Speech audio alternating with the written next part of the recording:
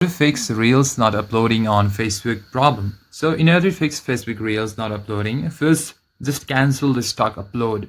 Force close the app and clear your cache. In order to do that, simply tap on the app icon and tap on the app info icon right over here. Now scroll down to the storage section and here you'll find the cache option at the third. Simply tap on clear cache and then head back. Now to force stop the app, simply tap on the force stop icon right over here and tap on OK. Then simply close the application from the menu.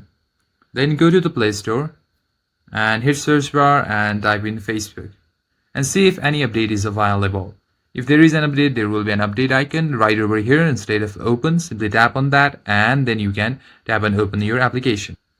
Now try uploading, but make sure that your internet connection is strong and stable. In order to do that, simply go to your navigation bar and if your Wi-Fi is too slow or unstable, simply turn on airplane mode on to reset your network connection.